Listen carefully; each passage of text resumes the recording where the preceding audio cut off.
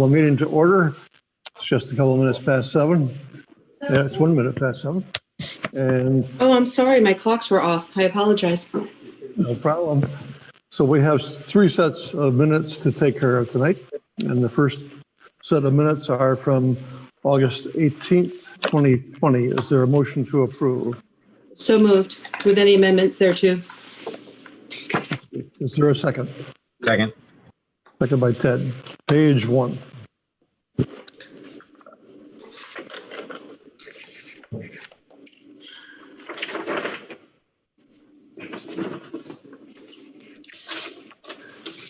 Page 2.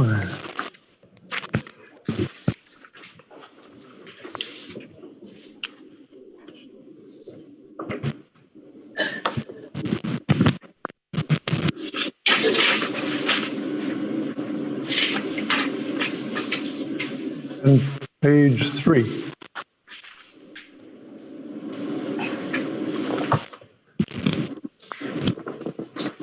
Hearing no corrections, all those in favor of approving the minutes of August 18th, 2020, you raise your hand. 1, 2, 3, 4, and 1 abstention, Joy. We have the minutes then of August 21st, 2020. Is there a motion to approve? I move to approve the minutes of August 21, 2020 with any amendments there too. Is there a second? Second. Second by Ted. Page 1.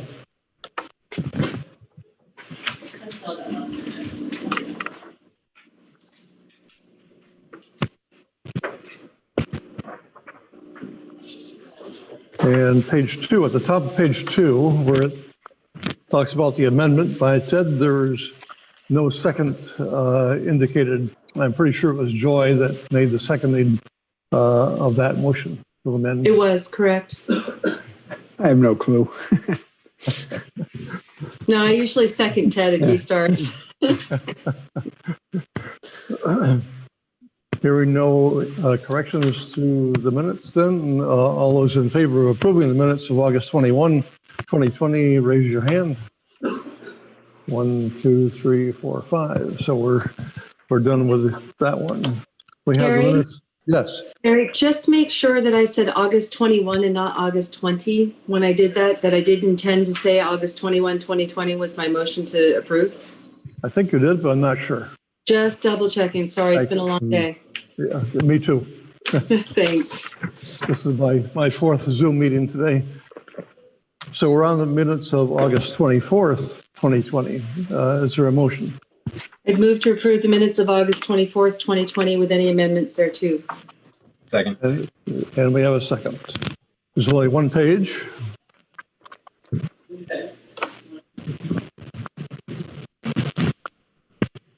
If there's no corrections to that, then all those in favor of approving the minutes of August 24th, raise your hand.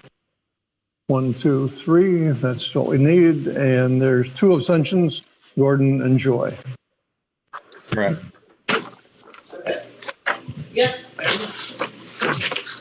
So move on then to public comment. Is there anyone in the waiting room for public comment? Nope, Terry, I don't see anyone wishing to make a public comment at this time. Good. Okay. We'll move on to item number 4, the liquor license application from Unboxed Enterprises LLC. And my understanding is that Mr. Brodsky is going to give a brief explanation of what he wants to do. Yep, I'm just connecting him right now, Terry. Good.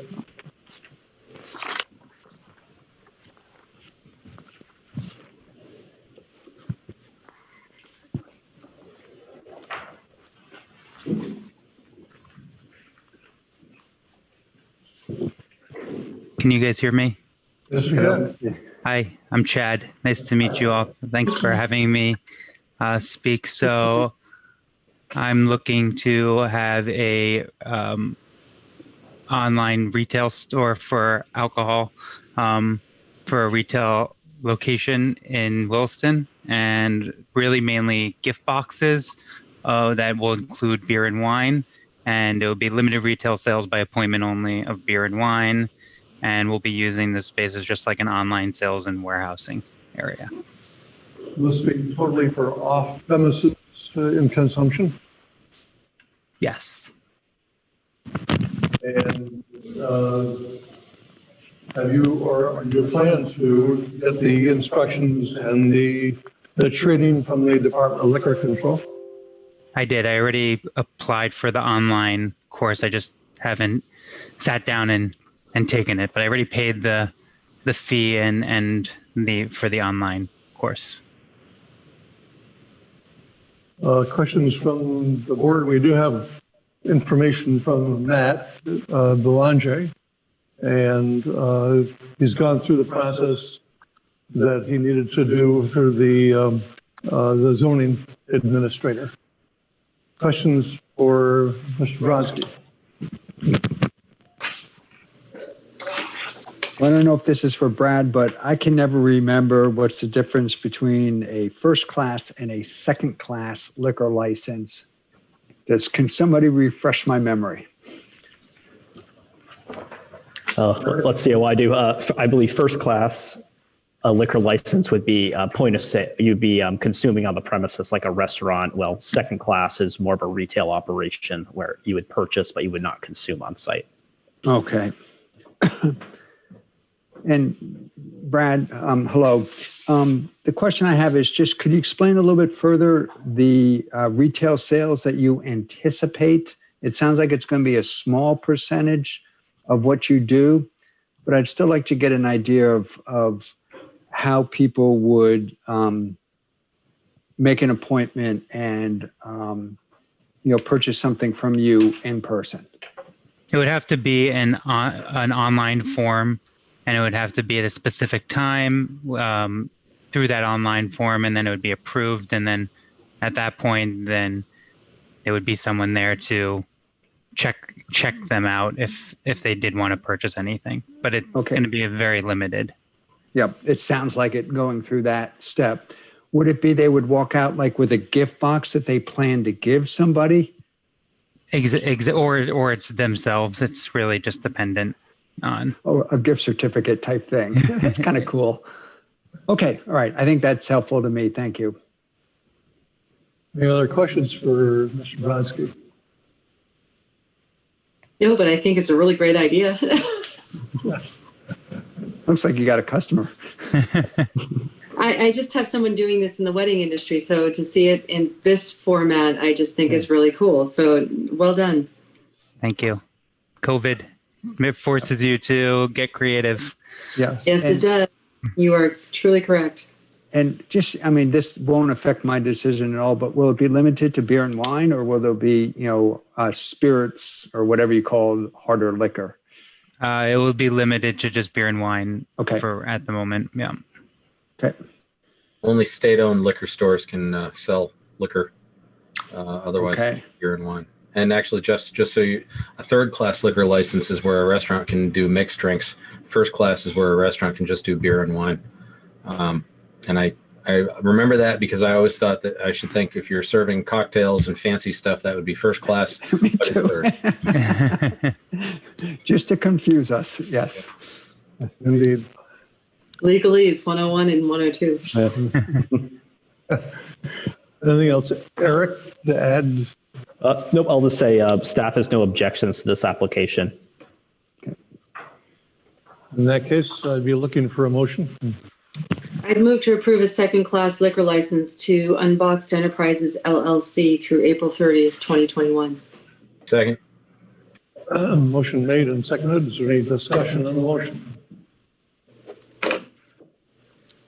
Hearing none. All those in favor of the motion, raise your hand. 1, 2, 3, 4, 5. We've done it. Thank you very much. All right. Yep. Thanks for your time. Good luck. Thank you very much. Good Take luck. care. All right, am I good to go, Eric, or do you need me for anything else? You're all set, Chad. I've got your application, and I'll follow up with you tomorrow. We'll get this all submitted to the state and taken care of on our end now.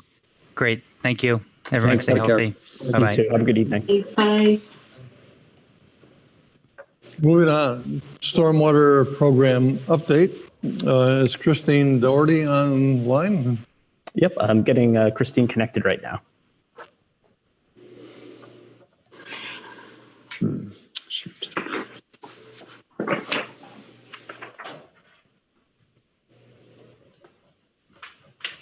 Welcome, Christine. Good evening, Can't hear you. members. How are you today? Good. Thank you. I'm Christine Doherty, Stormwater Coordinator with the Public Works Department here at the town of Williston. I am here before you today to provide an update on Williston's stormwater program. I believe you received an outline on the topics I'll be discussing, but please let me know if there's any topics I don't cover you would like any additional information concerning.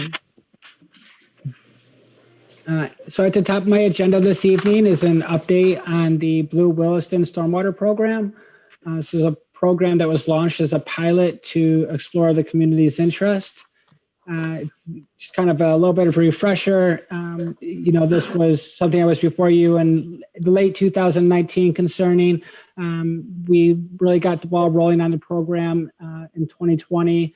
Again, this is a pilot to see on the community's interest. And so we're kind of at a halfway point with this program, and I wanted to kind of come back to you and let you know how things are going.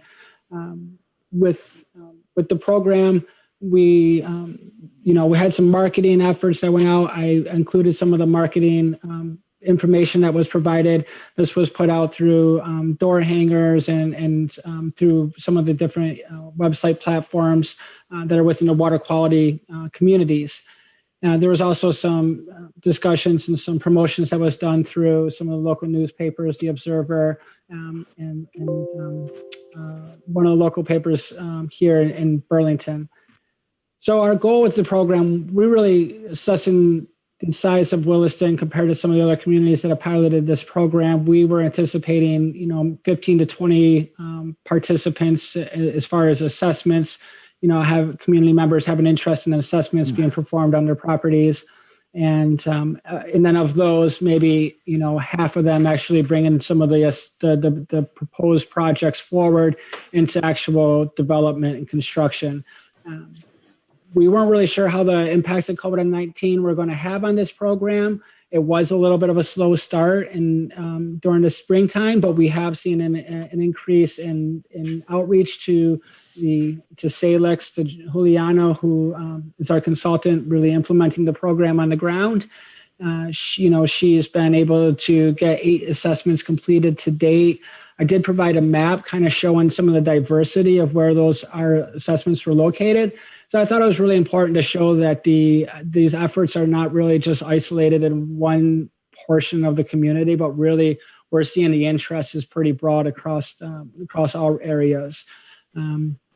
So the next steps with this program was to have a final report at the end of, we're expecting that no later than March, but really what's going to end up happening is once we get through the summer months and the fall months, once winter really hits, we're not able to continue to do assessments. So, they'll provide the final report when they can, and I'll be happy to come back and really provide some more information about what was completed as far as, how many acres were assessed and what were the recommendations, and be able to provide you some samples of what those recommendations were like, so you have an idea of what the residents were receiving. And then at that time, I'll also be coming back to you with a recommendation and a request for, your approval or denial or your proposed recommendations for moving the project forward or not. At this time, I think we really want to wait till the project's completed and we can see the assessments and the quality and some of the information that's being provided and see how many of the residents actually implement these BMPs that are being recommended.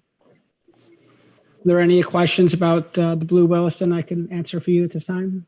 No. Anyone with questions? Sounds like considering COVID-19, we're doing okay.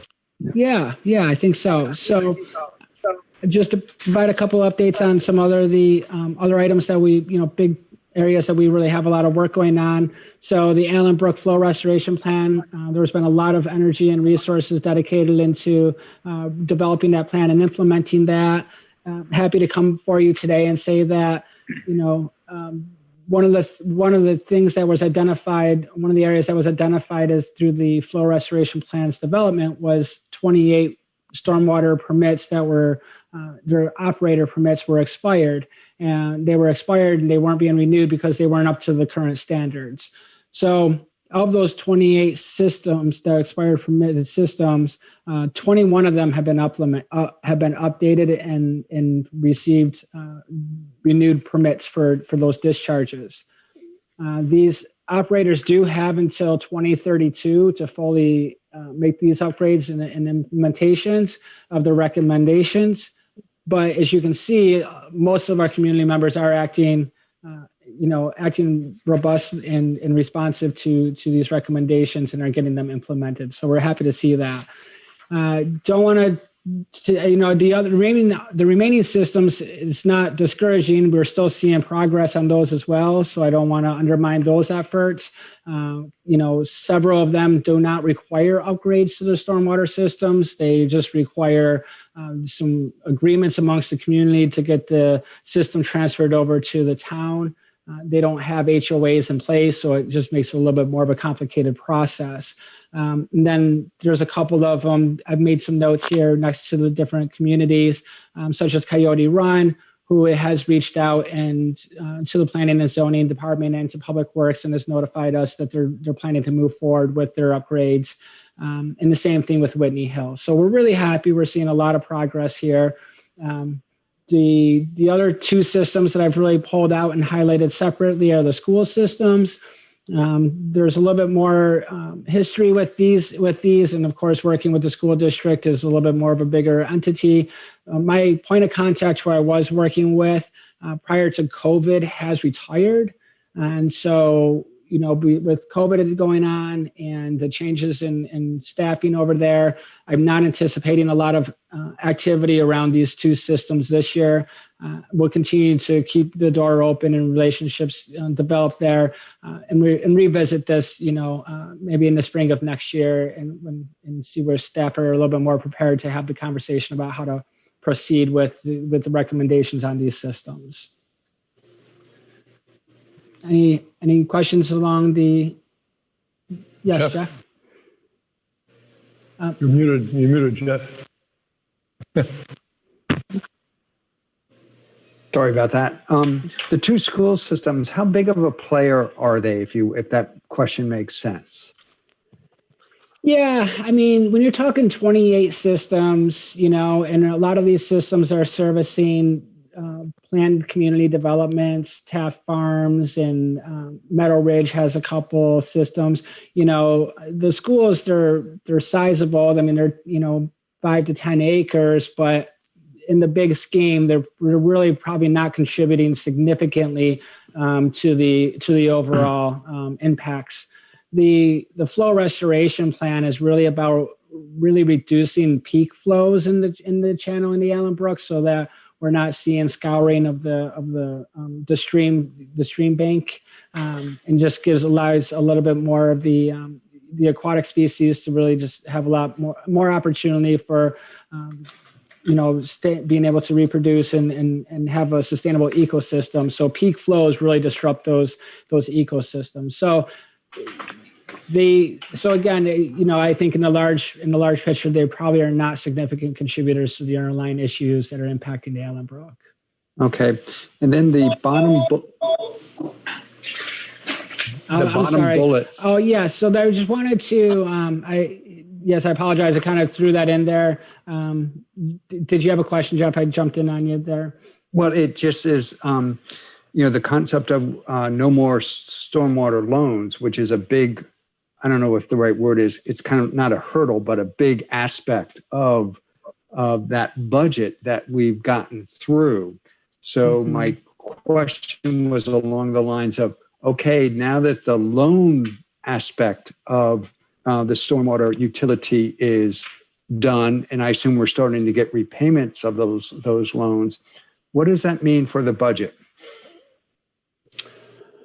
Right. I'm probably not the best person to really talk about the effects, the fun, the underlying effects that it's going to have on the bottom line of it. What I can see, though, the effects that it has had to date is, I don't want to say it's not significant in the aspects of it's not a revenue source. It was never intended to be a revenue source for the program. We have agreements in place. Our partners in these programs have been responsible to date, and from my understanding, have been making payments as in accordance to the agreement. So, being that this program wasn't intended to be a revenue source, or a significant revenue source, I believe it's not going to have a positive or negative effect on it on our program. It just, really. It's I think a big milestone though, and that we don't have an ongoing concern of outstanding revenue that may have to go out the door in support of getting the communities developed. And so I think that's a big step in the move forward with this program. I would add too, as we finish these projects, part of it is the town would take over the systems, so there'll be a cost there. Operationally as we move forward too, as we look at the stormwater budget, and it's something we anticipated to phase in over multiple years. I think it's good. We have a number of communities neighborhoods who have upgraded their systems really quickly, but we'll have to look at the operational side too and just see how everything balances out. But I think we're in a good place, and Christine's hard work and James's work before her really got us to where we are right now. Is that something we should take a look at, just that, the budget and sort of the future direction, or is the budget season the time to do that? Probably more the budget season, but I do see Shirley is here and raised her hand, so I'll connect Shirley here to join us as well. She's been looking at these numbers recently.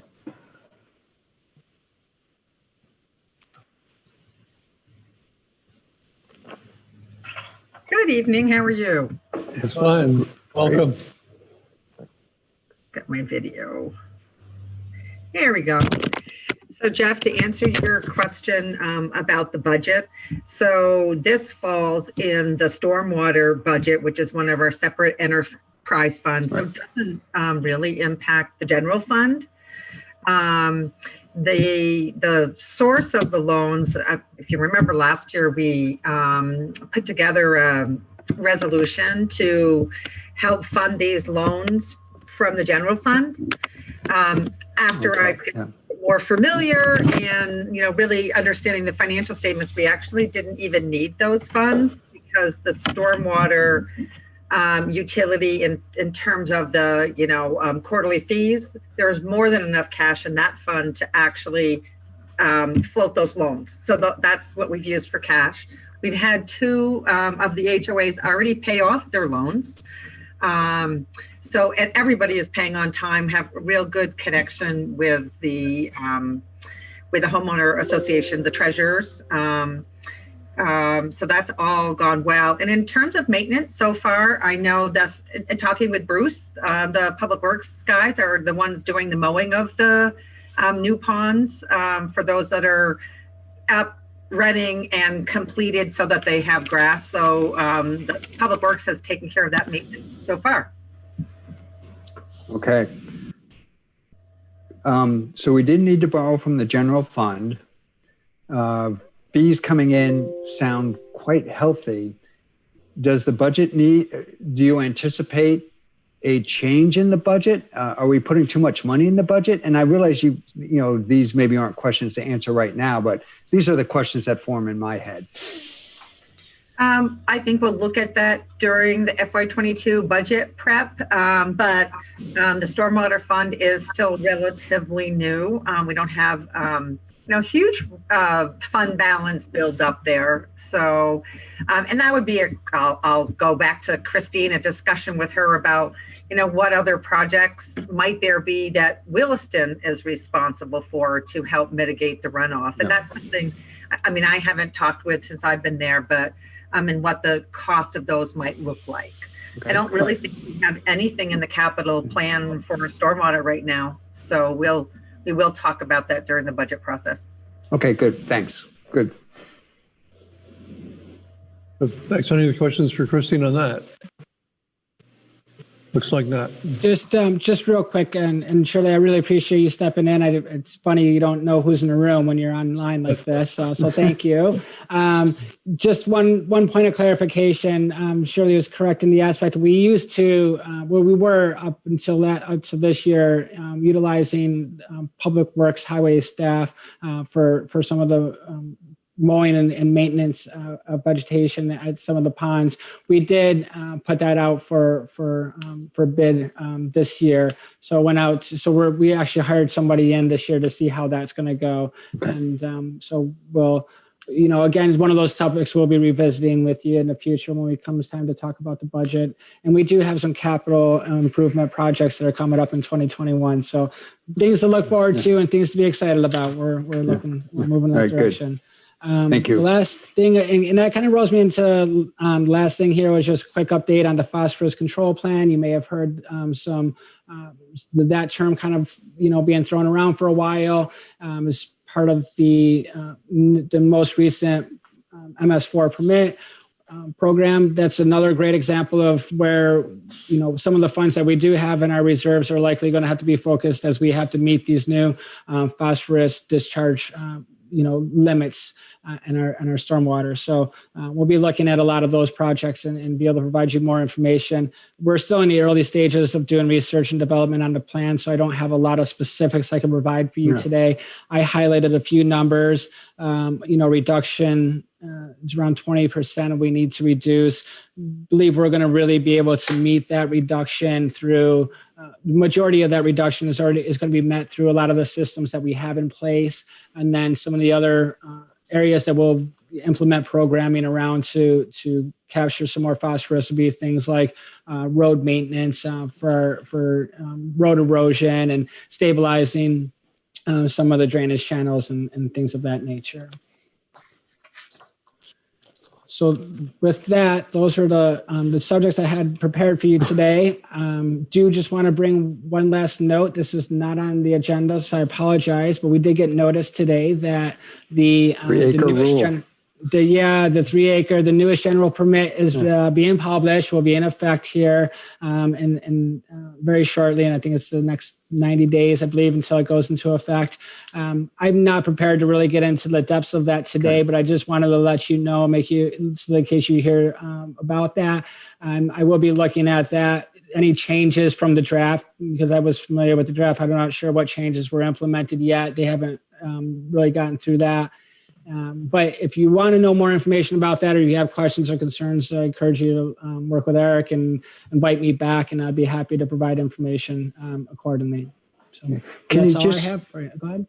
Just generally, do you look at the 3 acre permit?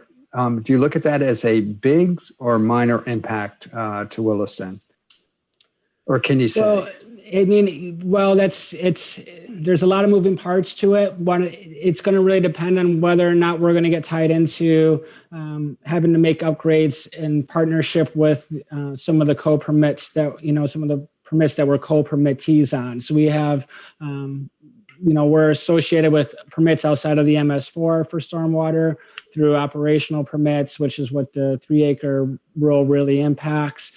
And so we're going to have to see, work with our partners and look at what the state's going to require for upgrades and look at any of their developments. We'll put a plan together and how to really, mitigate and minimize the impacts to the program. Of course, taking responsibility where we need to, but.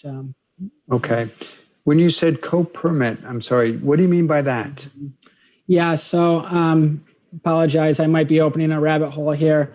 My apologies. No, it's so they're operator permits. So like our MS4 is an operator permit, allows us to discharge stormwater in circumstances where we have where there's been a development.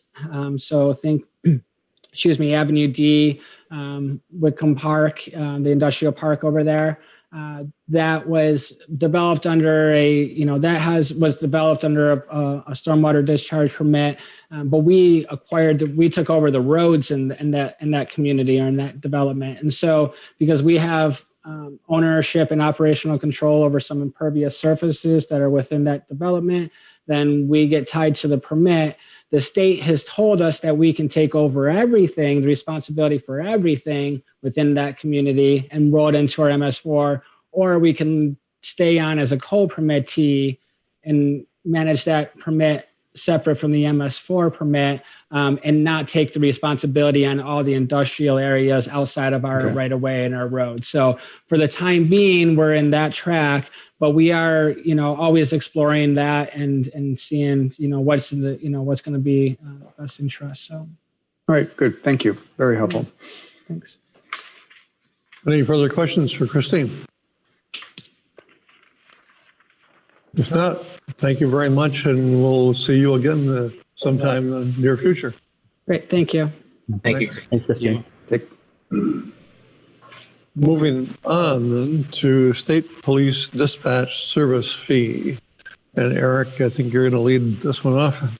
Yep, and Shirley, if you want to stay on, feel free to jump in as we go on this one too. So tonight for the board, this is a significant development as we start thinking about FY22. My goal tonight is to give you an overview, put this memo together for your packet, kind of go over what I'm thinking at this point and get your thoughts and feedback, as willing to make some decisions in the next couple of months for the short term, this budget we're going to start working on, and then start thinking longer term of what we want to accomplish. So I was notified last week that the state police are going to start charging for dispatch services for police. And the town's anticipated this would happen at some point. We've received this service at no charge from the state police for a number of years. We currently staff our dispatch center from 7 a.m. to 7 p.m. During the week. And I had an error in my memo. We do staff on the weekends too, about 10 hours each weekend day. So when we don't have our town staff there, the state police is picking up those calls for our police and dispatching accordingly. We have 2 full-time dispatchers who cover our staff end of things. And we also employ some part-time dispatchers to assist to make sure our service hours are filled. So as we start looking at this, you'll see there's a memo from Captain Burnham with the state police also included in your packet. I'm looking at this as a short-term and a long-term issue. The short-term is we need to still have this service in our next budget, and probably thinking the next couple of years what makes the most sense. But also longer term, what's a sustainable solution for us to look at? So the information from the state police is they intend to start charging in FY22 based on an assessment formula they've put together.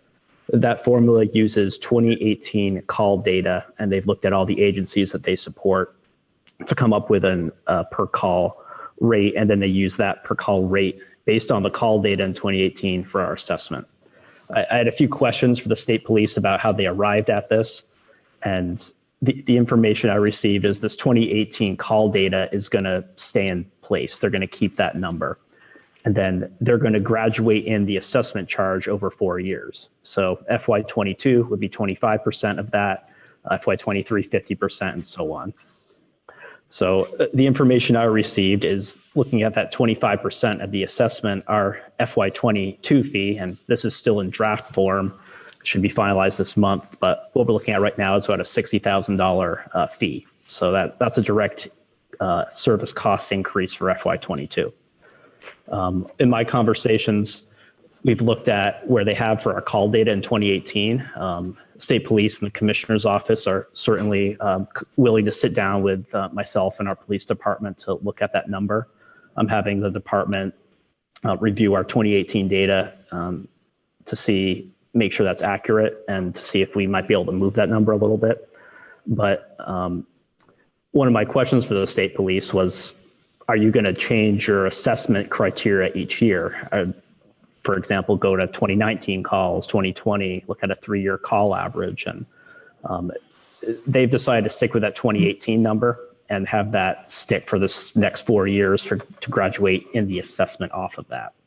Eric, did you get any understanding as why they're picking 2018? I mean, why not 2019? I asked them that, Ted, and I think they looked at years of data the last few years. And for some reason, 2018 was their number of what they call the typical year. And I don't know if there is a typical year, but that ended up being the year they were going to go with for all agencies for the assessment. So I certainly want to, and I should note that Williston is by far the town that is going to have the highest assessment based on our size, our calls, and the amount of service we receive here. I think if you look at our full assessment over 4 years, it's about $240,000. And the next town from us, Castleton, I think was about $100,000 below that, $110,000 below that. Eric, that's just for weekend duty? 7 p.m. to 7 a.m. during the week, and then weekend about 14 hours a day on Saturday and Sunday. Okay, right now they're just weekend. They provide free service over the weekend, though, right? And at nights during the week. Oh, all right. And Eric, just to make sure I understood correctly, is the formula based purely on calls? Because you also mentioned our town size.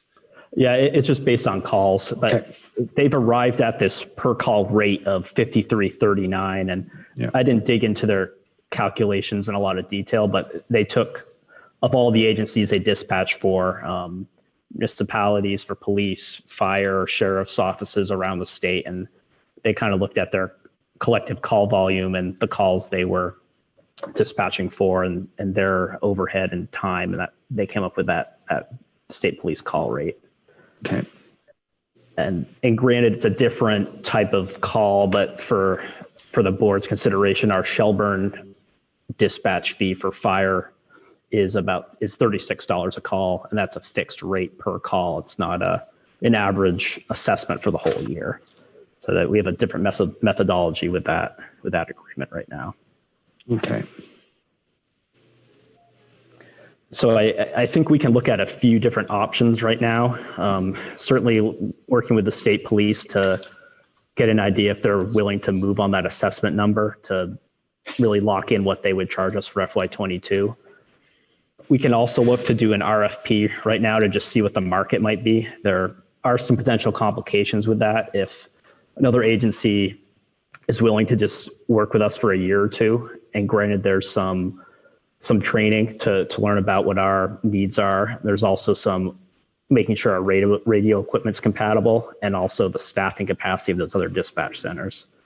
So my thought is we could potentially put an RFP out there to see if anyone responds and is interested in this, and we can evaluate that proposal to see what from a cost benefit if there's another viable option for us.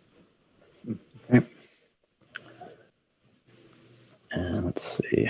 So as we look at this longer term, I think after we get over this bridge, I mean, immediately figuring out for FY22 what we're going to do. And granted, we plan to have a lean budget year, and this is a pretty significant increase we're potentially looking at already. But I'd like to put together a staff working group to explore our longer term needs. I have folks from fire, police, and have Shirley involved in that as well to analyze our different options. One still is regional dispatch. I've been involved in those meetings since the beginning, and the board last met in July. The issue right now is the capital startup cost to get that going. And myself and the other municipalities that are members are going to keep looking at that this winter, going to see if there's a way to evaluate the cost structure. But it became a limitation of having enough municipalities who are willing to potentially join this right now to split that capital cost. And for the town to eventually contact with regional, if that's the direction the board wants to go in, the board would need to make that decision, and we would contract with the CCPSA. But it's still a ways from being stood up operationally. And I think this winter is going to be a critical period to see if that's going to be still a viable alternative for us to look at. The other component is the town could potentially increase its dispatching capacity in-house. That would require bringing in additional personnel. And what I would have this working group look at is the cost for all these options, the level of service to consider, and also our infrastructure and what that can support. But it's a big need for the town moving forward and trying to figure out what's the best service. And as you think about all these different places we could potentially paying state police, Shelburne, our own in-house dispatch, the numbers start to add up pretty significantly. And I'll let you get an idea of what that looks like, what those costs look like moving forward, and we'll have to make a longer term decision from there. Hey, Eric, I got a couple questions, and this is just education on my part. Sure. Is the state police, do they cover the majority of town police dispatch in Vermont, or is that not a fair statement to make? I'd have to look back in the spreadsheet to see what agencies they cover, but it's pockets spread around. So these smaller towns, a lot of them will work with the state police for their coverage.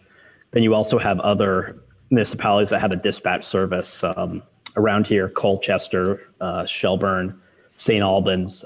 So municipalities will contract with those folks. Lamoille County Sheriff's Department covers a lot of folks in central Vermont.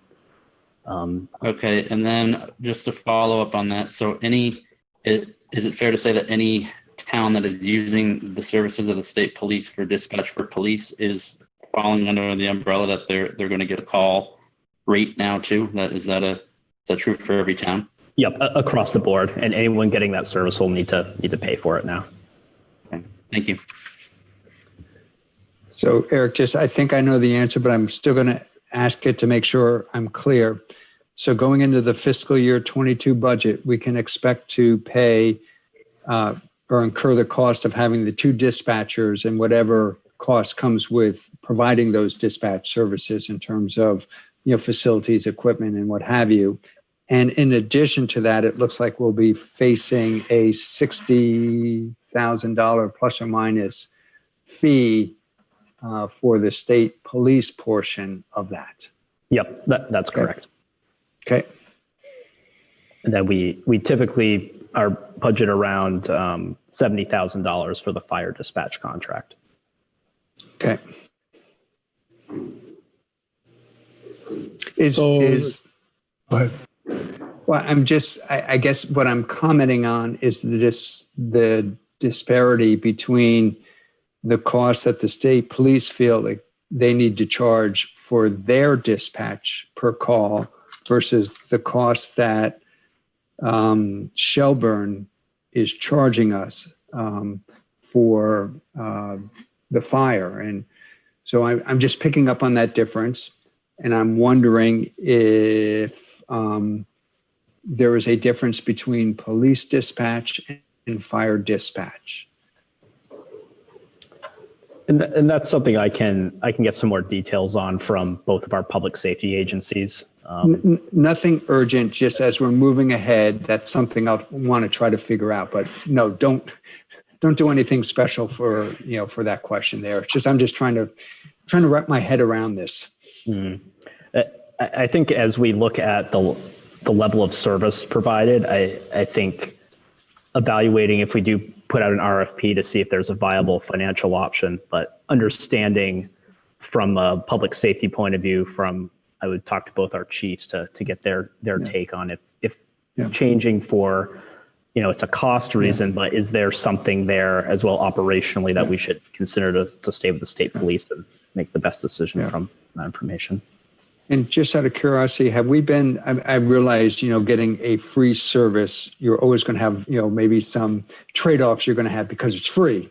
But have we been unhappy with the state police dispatch? Not to my knowledge, Jeff. I know they're familiar with Williston.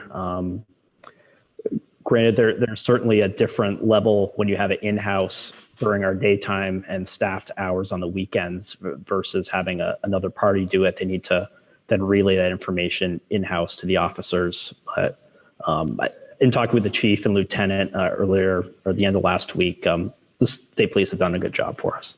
Okay, good. Thank you.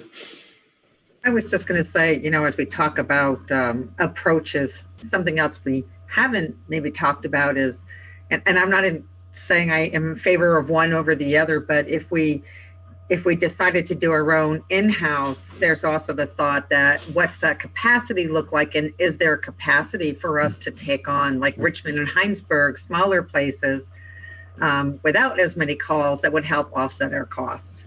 So just another thing we can look at. Good point. I think staff is looking for some direction as to how they should proceed. Oh, just say no. Yeah. Noted. It'll be interesting to see. I'm sure this is part of the state police budget that's going to be discussed at the legislature and voted on at some point in time. So I think I need to check and see what the thinking of is in the appropriations committee at this point.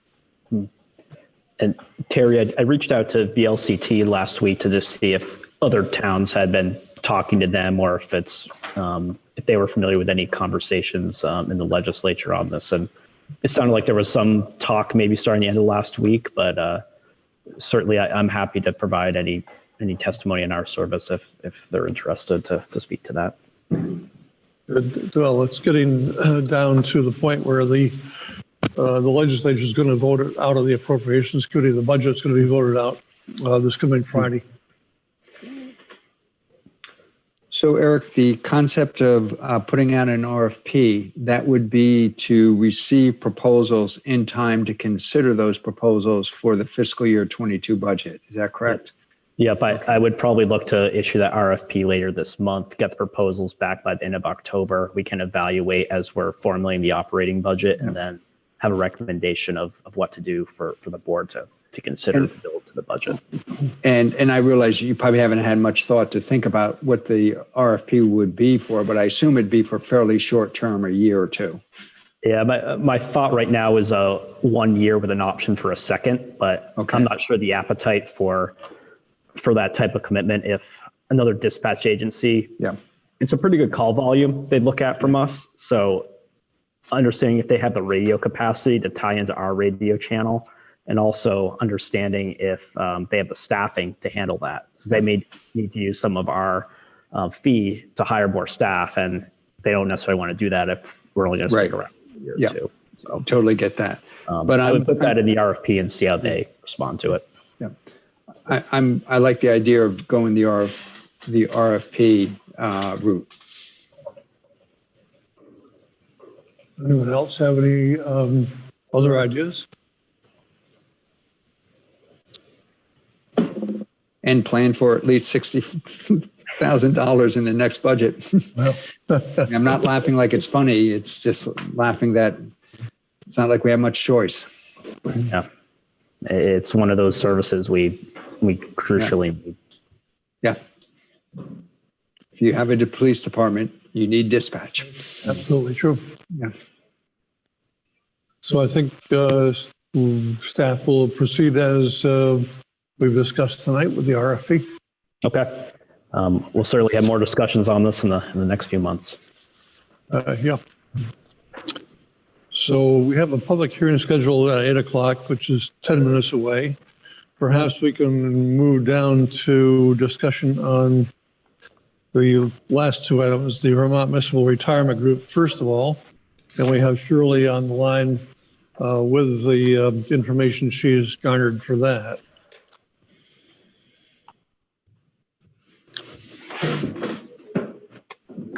Shirley? Okay, I just had to unmute myself.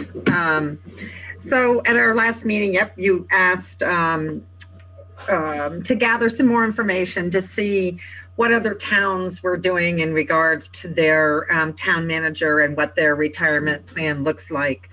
And so looking at, I guess, towns closer to us, maybe more comparable to us benefit-wise, there's no clear answer. 3 had the town manager in Plan C, but also had, all of their non-represented people in Plan C as well. The VLCT survey of executive compensation, again, there's more non-represented, or I'll say more executive staff salary in Plan B with an option to do the defined contribution plan. But still, about 10 that had Plan C for their executive salary. So it really is, there really are many options for what the towns and municipalities are offering. out there. I meant to break down the rates so I could tell you the difference in the rate, the employer's cost. So don't hold me to this, okay? But the B plan, I know the employer contribution is 5.75. I'm sorry, is 6%. And I believe for the C plan, it's 7.5%. Yes, And I then- have the chart here. You did. Well, good. Thank Yes. you, Terry. So it's a 1.5% on salary would be the increase in the expense if you look at it that way. Okay. Shirley, and I don't know, I actually was able to spend a little bit of time going over the plan comparisons that was provided to us at our last meeting. And I'm a little bit confused I'm trying just to understand the different plans. Sure. By the benefit formula. Group A is pretty straightforward.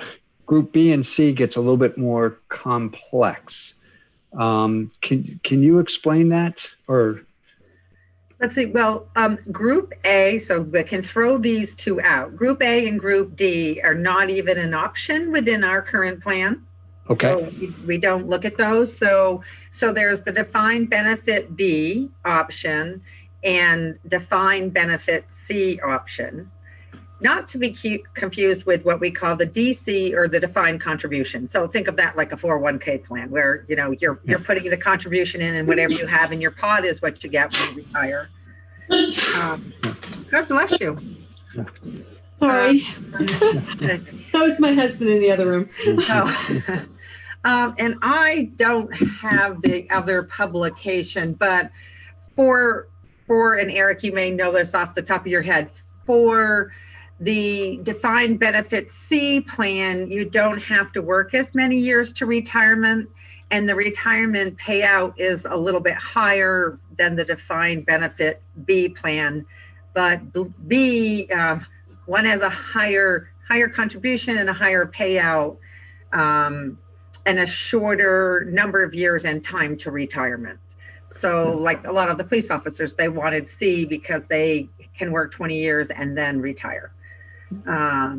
So that's the major difference. It's still looking at, hey, Eric, do you have the comparison? They're both 3 years of your average, last 3 years average salary, if I remember right. Yeah, Shirley, it's on the board packet from the last meeting. There's a table there. I think the C plan is 2.4 times the average compensation for the last 3 years, and then the B is 1.8, and the C has an early retirement age of 55. And yeah, there you go. But then they have a second part where they talk about a percentage times Group A, and then which that's the part I didn't understand, what that meant. Or maybe that's not available because we can't use Group A, or it's not available to us. The other thing I found interesting was the maximum benefit payable. And what's interesting about that is Group C is at 50% of AFC, where AFC is the average final compensation. That's the 3 highest consecutive years. Yep. Group B is 60% of AFC. So I guess part of what I'm asking is from that standpoint, isn't Group C less desirable for the individual than Group B? I mean, how could it not be? Well, the average final compensation calculation is higher. Than Group B, you're taking 1.7, and in Group C, you're taking 2.5%. And the other piece really is the retirement age, the earlier retirement age. Yeah. So, but the maximum which you can get, I realize it's based on the formula, but the formula maxes out. Group C is less if you max out the formula. Right. And I could, of course, make a facetious comment about, salaries in Williston. I'll spare you that.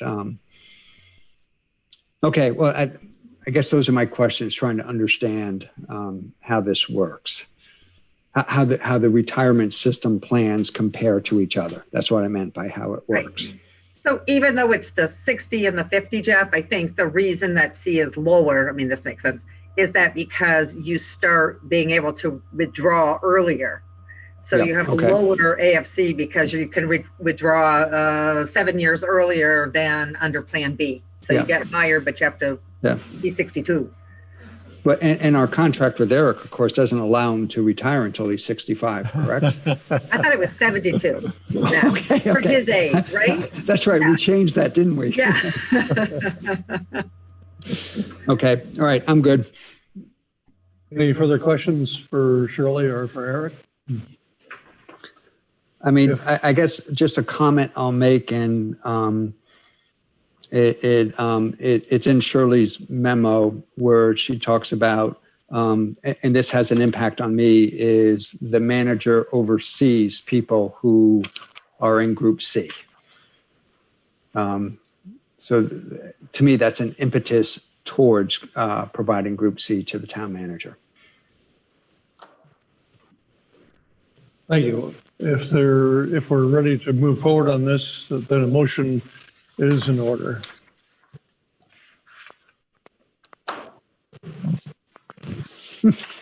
I'd move to approve the resolution as presented, authorizing the position of town manager as eligible for defined benefit Group C of the Vermont Municipal Employees Retirement System. Second. Is there discussion on the motion? Hearing none. All those in favor of the motion, raise your hand. 1, 2, 3, 4, 5. Thank you very much. We've approved that. It's just about 8 o'clock, and we can move then to the public hearing on the comprehensive plan amendment. I think we're going to have Matt Belanger and Emily Heyman join us for the a short presentation before we actually open it to a public hearing. Do we have either of them ready to go, Eric? Yep, I just saw Matt join us, so I'll get him promoted, and I think Emily will be along in just a moment.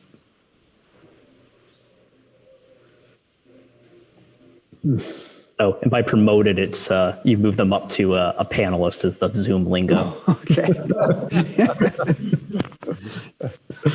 Yeah. Sorry, the planning director. I see Matt's name there. There he is. Well, let me read the warning. So, under the authority of 24 VSA Section 4385, the Williston Selectboard will hold the second of 2 public hearings to receive public comment on proposed amendments to the 2016-2024 Williston Comprehensive Plan. The hearing will be held on Tuesday, September 1st, 2020 at 8 p.m. virtually using the video conference platform Zoom. The proposed amendments include the energy plan and public health. I'd ask Matt to give us a very brief description of what we are going to be discussing tonight. Terrific. Thank you. Is my volume okay? Yes. Great. Good. I know we started back in July and I had my mic not responding well, so I wanted to check that. So this is the second of the 2 required hearings for an amendment to the comprehensive plan, which is we are required to have 2 hearings in Williston due to the size of the town. This hearing is related to the adoption of an energy plan as an additional element of the Williston Comprehensive Plan, and edits to the existing comprehensive plan related to the expression of public health goals as they relate to town planning. The energy plan, if adopted, will serve the function of granting the town substantial deference in proceedings before the Public Utility Commission related to the siting and installation of renewable energy generation facilities, i.e. solar and wind. And beyond that, the bulk of the plan is about how the town would engage in a number of different strategies to have both renewable energy production and energy consumption savings within the town that would allow the town to meet its portion of the statewide goals, namely the 90% reduction in carbon emission, energy use and production by 2050. So that's laid out in the pathways and their descriptions. And otherwise, as I said, the public health edits are sort of sprinkled throughout the comprehensive document, largely recognizing or enhancing existing elements of the comprehensive plan that have a public health purpose or potential benefit to them. So that's the very, very brief version. I'm happy to clarify anything that we go into more detail with. I'll just close by saying that following both the introductory meeting and the first select board hearing on this, the board did not identify any changes to the draft that they wanted to see and has not returned this to the Planning Commission for any additional comment or consideration. Procedurally, this would be the last time to do that. Otherwise, the thought would be to adopt. Good, thank you, Matt. Thank you. So I'll ask now if there are people in the waiting room that wish to make some public comment on the documents. I'm just looking to see Terry.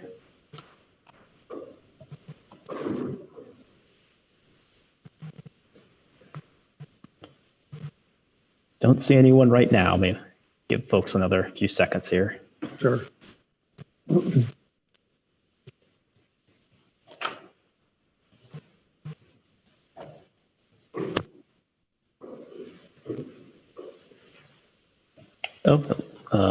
I'll connect you, Chapin. Chapin Kaner, the chair of the Planning Commission. I'll connect him.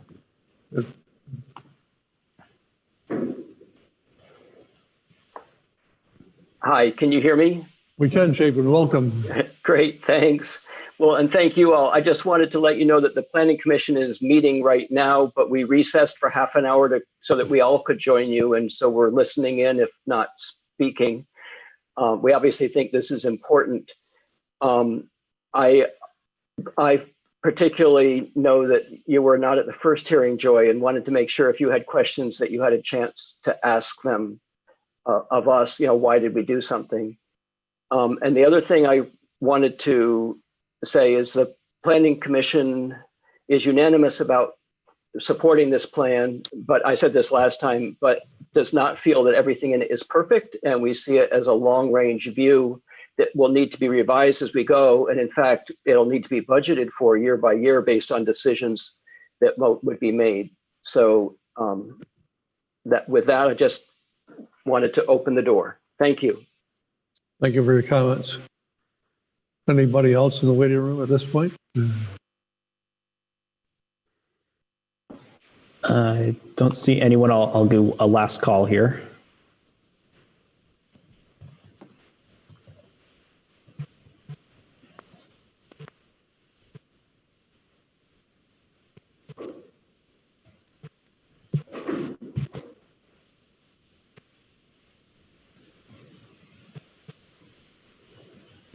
I don't see anyone else who'd like to speak, Terry. There are people, I presume, listening in. Yep, we have. Yep, I think two members of the public or three members of the public and the Planning Commission. I see. Okay. I wonder if before we actually go to close the meeting, to give people a few more minutes to either connect in or think about questions. Are there any questions at this point from board members from either Matt or Emily?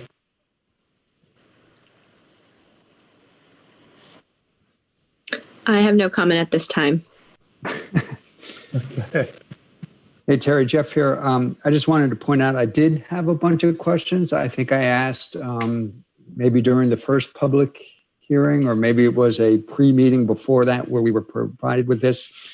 And I'm basically satisfied with the responses to those questions. I have in front of me the July 22nd memo that does that. My only concern is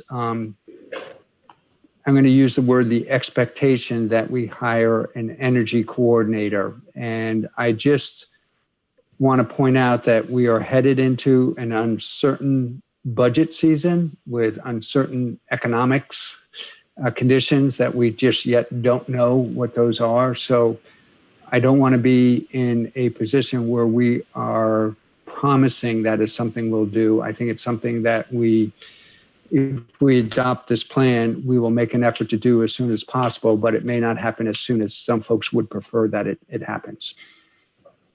And I think the document that you're referring to gave a couple of years of estimates of costs and cost, right? That was you're thinking about. Yeah, and that was one of my questions, was cost. And certainly it's up to the select board to make the decision as to whether we're going to hire additional staff or anything, including this. Yeah. Right. Are there any other questions from the board at this point? Seeing none, and if there's nobody on the line that wants to speak. Yep, I've got one person who'd like to speak, Les Allen, and you also have a letter in your packet submitted. So Les, I'm going to connect you, and 1 second here. Chapin, I'm just going to move you back to the room for right now.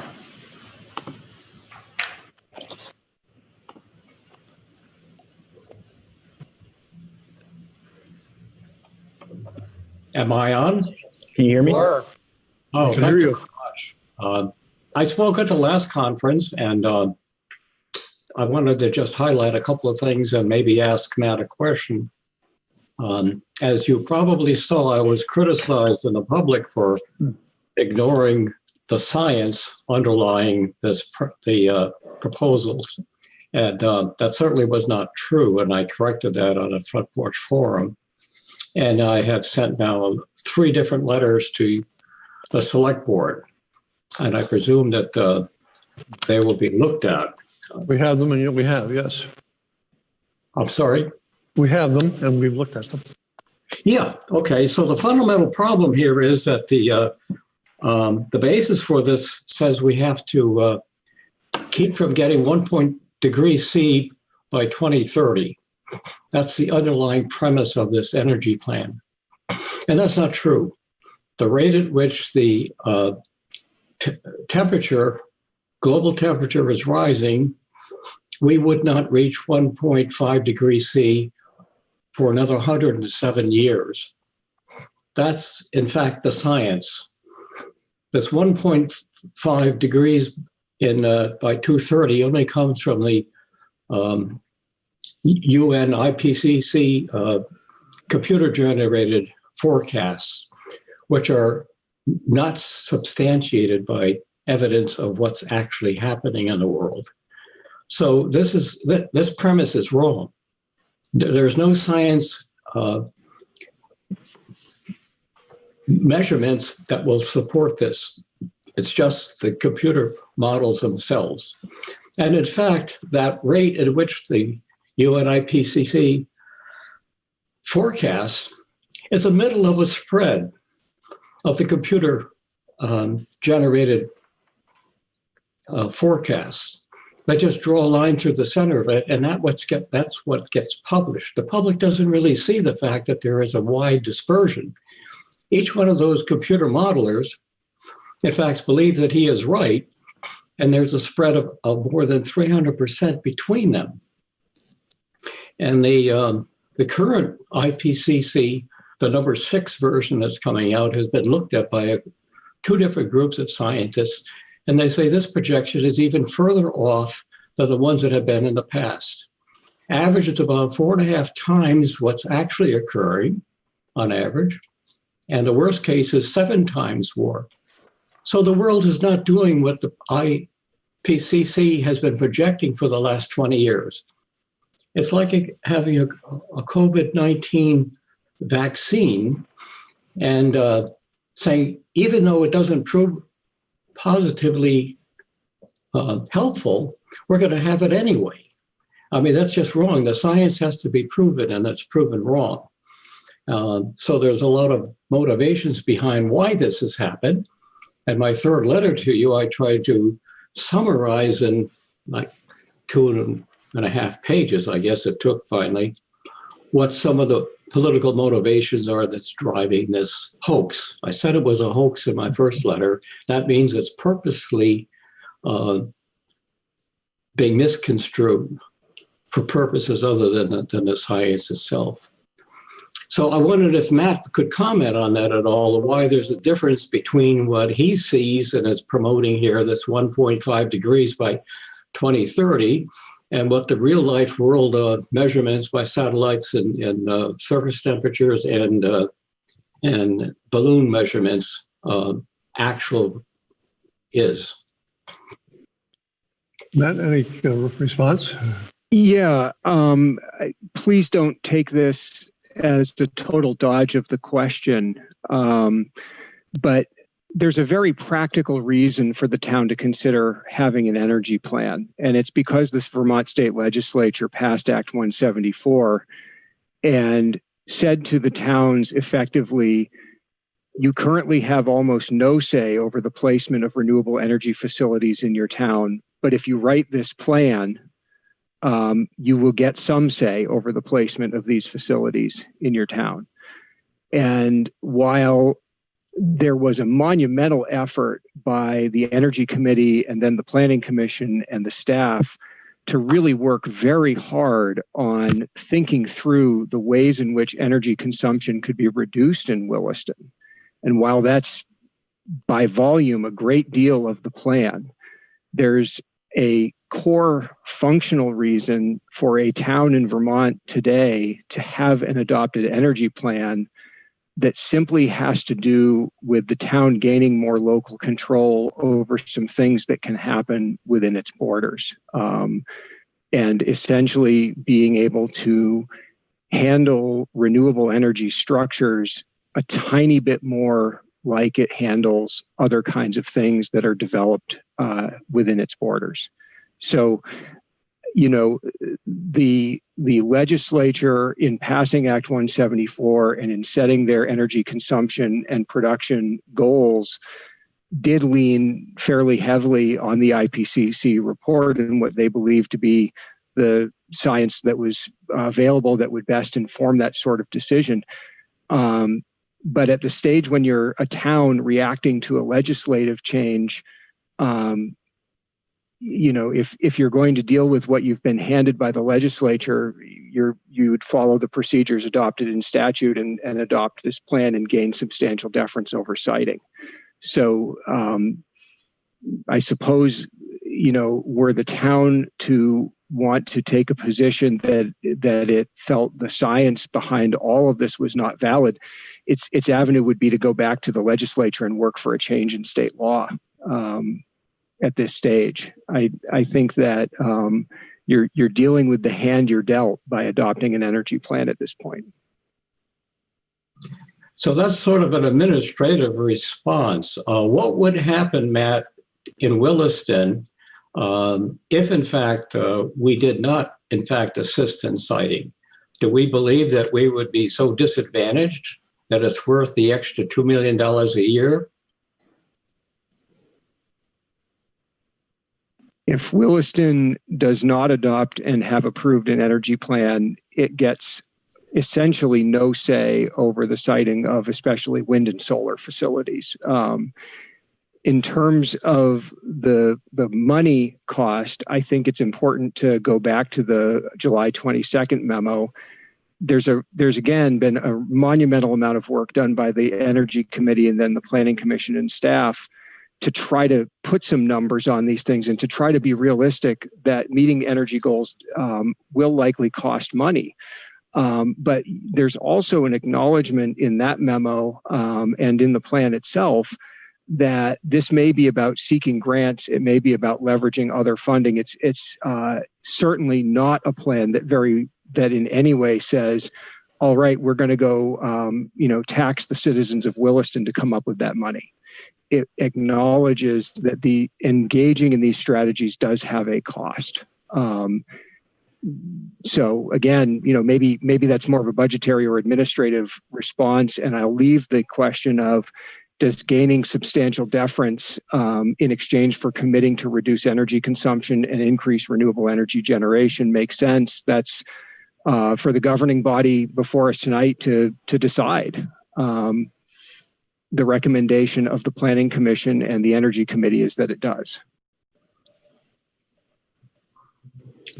Any further comments, Mr. Allen? Pardon? Any further comments? No, I guess I would just say that Matt's expressed a reasonable response based on the traps, apparently, that the legislature put the town into. But there's no science that supports doing this.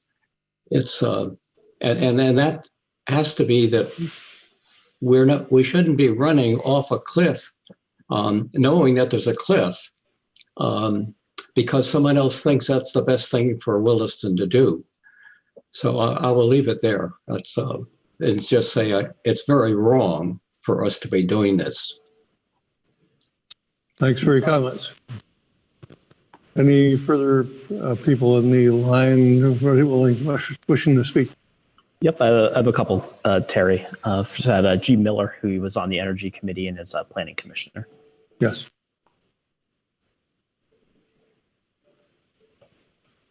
Welcome, G. Thank you. I'd just like to present a little bit of a explanation and counterpoint to Mr. Allen's comments, and that is that that science is sometimes can be interpreted, and it can be interpreted in different ways. Even the same set of facts can lead people in two different directions.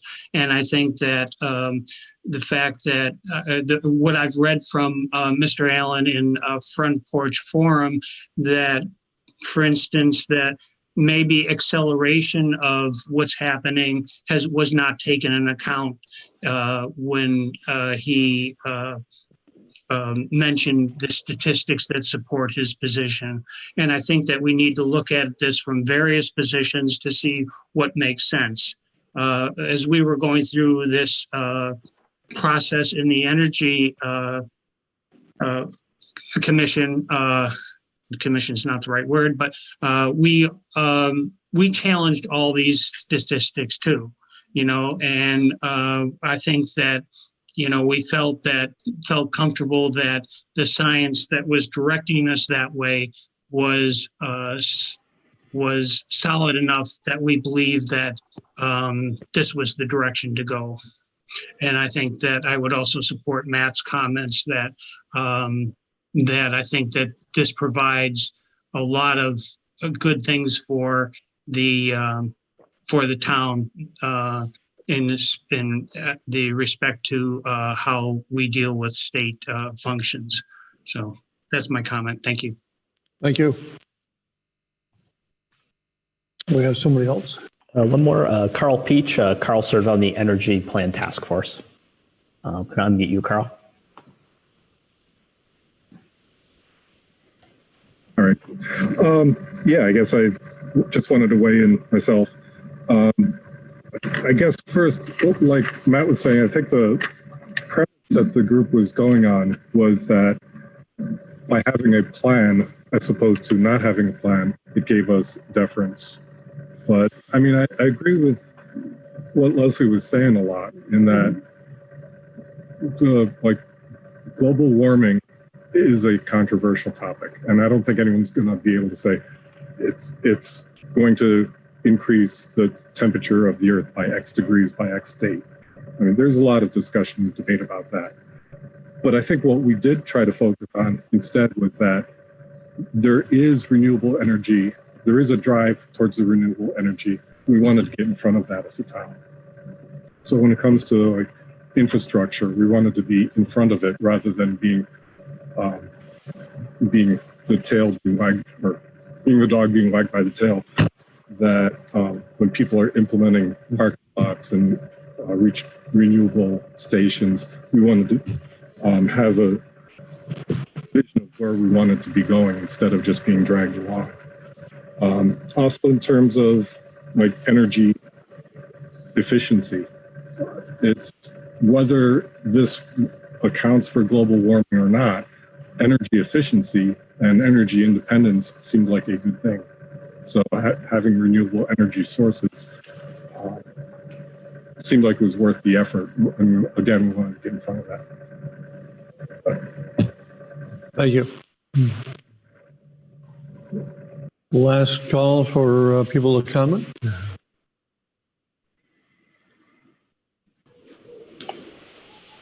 I don't see anyone else, Terry. If there's no one other to speak, then a motion to close the hearing would be in order. I move to close the public hearing. Is there a second? A second. Is there discussion on the motion? If not, all those in favor of closing the motion, raise your hand. 1, 2, 3, 4, or 5. So we have closed the hearing. We're up to now for discussion on whether or not to adopt the comprehensive plan amendments. Are there questions now for either Matt or Emily from the board?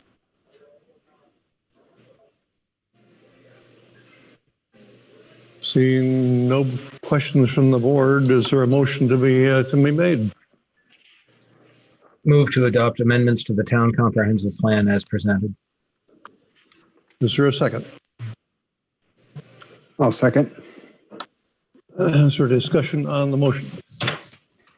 The only thing I would say is that this comprehensive plan, while important, does not obligate us to spend money that we're not going to be able to afford. I don't want to get into the politics of global warming. I would say, though, that I think that the evidence is pretty significant. The NASA's Jet Propulsion Laboratory came out in January and said the computer models have actually been very accurate.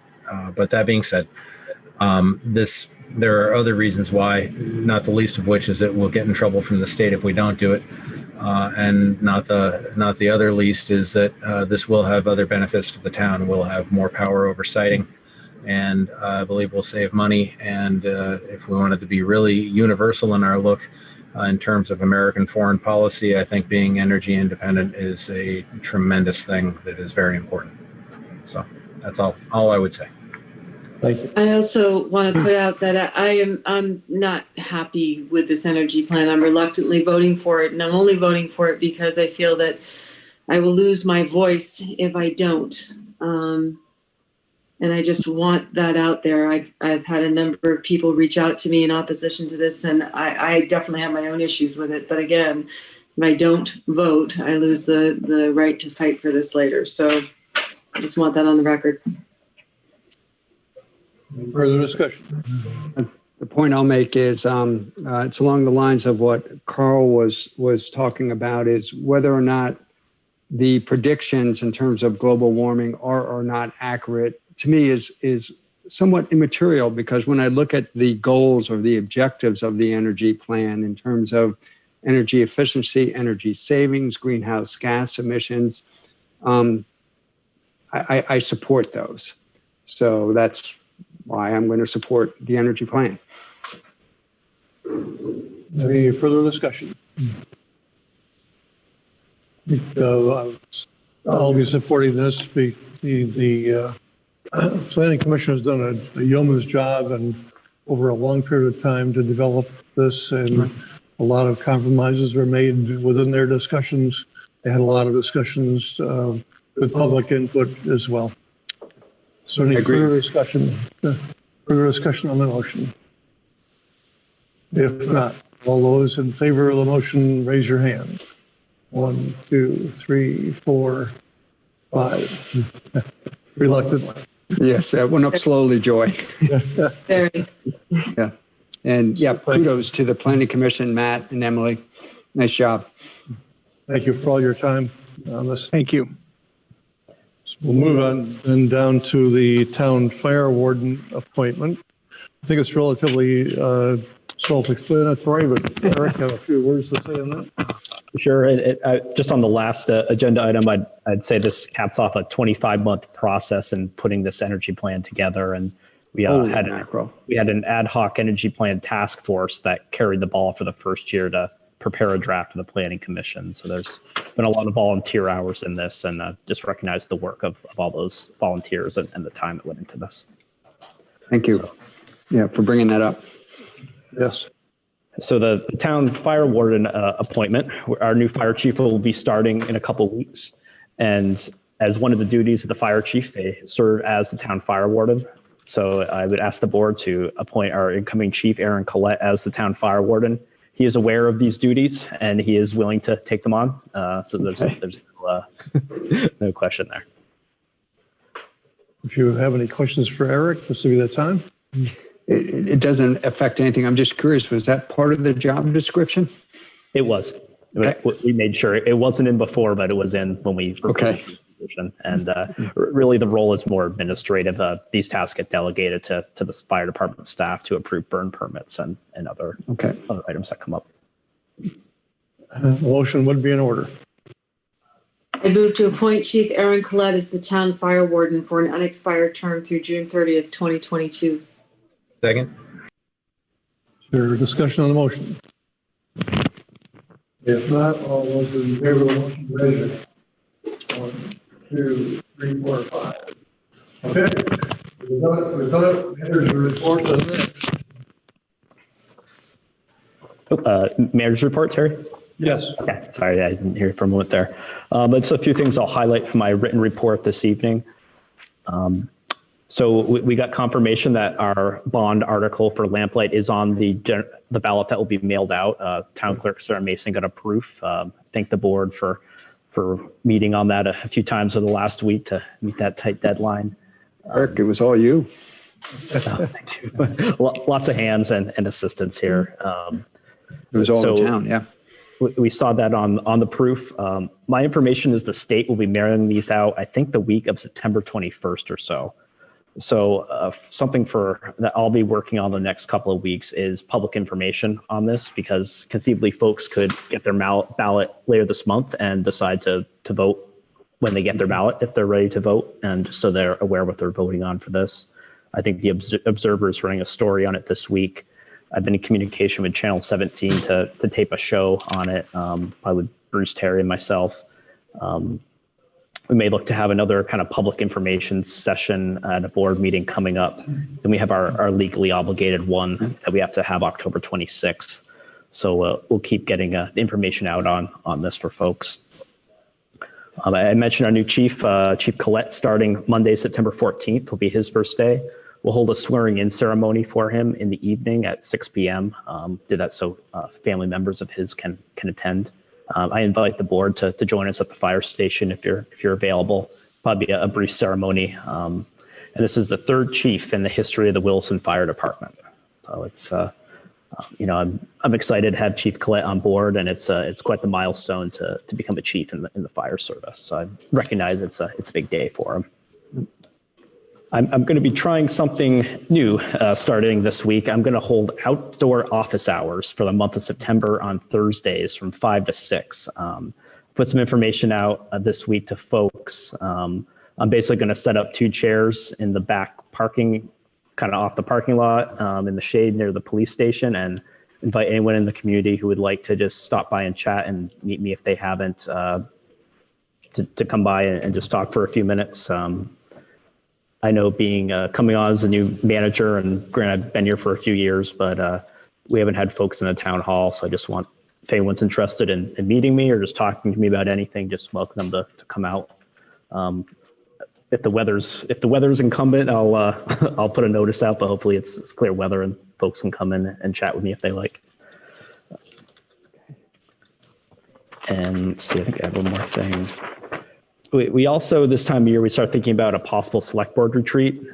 Granted, this year it's a different type of environment, but if the board wants to think about whether it would like to hold a retreat, one possible topic is to take a deeper dive into form-based code. The planning department's working with the CCRPC to contract with a consultant for the form-based code study that we've looked at, and Matt and his team can take a more comprehensive overview of it for the board, spend a little more time on it, and kind of what its significance and ramifications can be if implemented. So that's one possible topic. I'll leave it to the board if it would like to hold a retreat and what the retreat could encompass, but we can keep working on that if interested.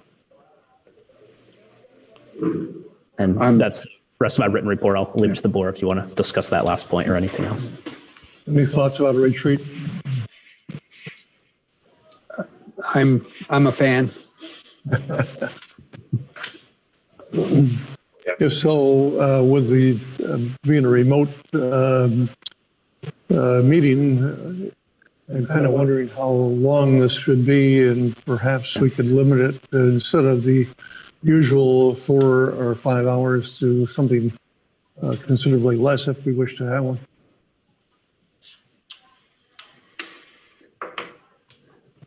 Yeah. We're going to take a break we can all run down to our kitchens and get some food.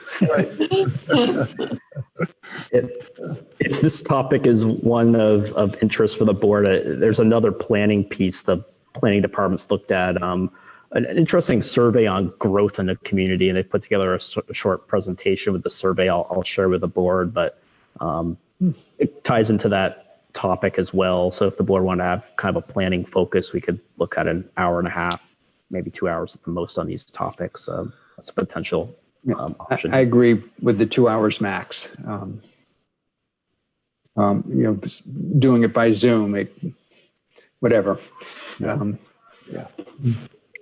Any objections to going forward with that? Seeing the objection, okay. Good. Okay, I'll work on that. And that's all I have in my report this evening, Terry. Is there any other business that we need to talk about tonight? I had one question. Yes, go ahead. I had a idea that I wanted to pass to the board. It's not in the form of a motion, but I was wondering if it would be a good thing to honor both the service of Rick McGuire and Deb Beckett in some way. And I had an idea that maybe we could name the meeting room, conference room where we were all meeting, it was virtually tonight, the Beckett McGuire conference room. And I was wondering if, we could think about that, maybe a plaque. I don't want these people's contributions to the town to be as quickly forgotten as history would indicate that it would. So I just wanted to throw that idea out. I like that. Thank you. That's a great idea. So in terms of financing it, I don't know that it'd be proper for taxpayer money, but I'm wondering if maybe we could go to the Rotary. One of the issues with that is that the president of the Williston Richmond Rotary right now is, of course, Rick McGuire, and he'll probably oppose it. But we can figure that out. But I think we can manage to do that. We do have select board monies that could be used to do that. It can't cost a lot of money. I was going to say, is there anything to stop us as a select board pitching in? No. For whatever? No. There you go. Yeah, a good idea. So, okay. Then you don't even. We'll figure it out and get a cost, and then we can figure out how to finance it. And Terry, we can talk if the board wants to consider a formal resolution to take that action at a future date. Yeah, yes, that's what I'd look for. Yep, that's it. Anything for other business? I just had one question for Shirley, and that is there was a discussion today at the Corrections Institutions Committee regarding COVID money for CJCs. And there is some money in grants, and I wonder if we had applied for that, for any monies for that. You have ESP, Terry, because that actually I was going to give you a little update on all the COVID grants that we have applied for. So we applied maybe almost 3 weeks ago for that pot of money. The time we had a tight turnaround. We haven't heard anything, but it was about $6,000 that we applied for. They want the directors to have cell phones. We haven't had that. They use their own. We used it as an opportunity to get new laptops because their laptops are older and not always running so smoothly with doing everything remotely for them. And there were just some other supplies, but it came out to about $6,000 that we put in a request for. Along with that, just the town, as you may imagine, that we've spent a lot of money for PPE, just cleaning supplies, gloves, masks. You wouldn't believe how thermometers, how much that has all added up to, plexiglass. So there are 2 grants that we have applied for. One is a FEMA grant for our initial response, and that application was just under $17,000. That went in yesterday. The application went in, I should say, the first, they call it a project. I call it a request for reimbursement. But typically FEMA provides 75% of an emergency. In this particular case, the state of Vermont is going to match the other 25% from the CARES money that's coming from the federal government. So, hopefully most of that will be funded. And then today I submitted, it's called a local grant reimbursement, expense reimbursement. And that's for other expenses. And primarily, remember back at the beginning of this, when the CARES Act was passed, it required us to allow employees up to 80 hours of sick time paid by the town, so not out of their sick time bank in addition. And for people with childcare issues, once all the childcare places closed, they were allowed the same 80 hours plus an additional 10 weeks at 2/3 pay, which is all an unfunded mandate at the time. So all of that cost, which is the biggest portion of the grant I submitted today, was about $53,000. And that included some other expenses that, like thermometers, some small things, our Zoom, the cost of Zoom every month, the cost of the software that allows us to work from home and connect to all of our systems. So those things are all under this. We call it the ELGER grant.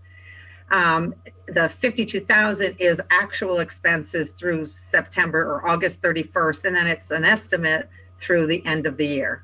So, and that really, if all of those dollars come through, will pretty much reimburse the town for any COVID-related expenses that was above and beyond. I mean, the key to all of this, it couldn't be in your budget already.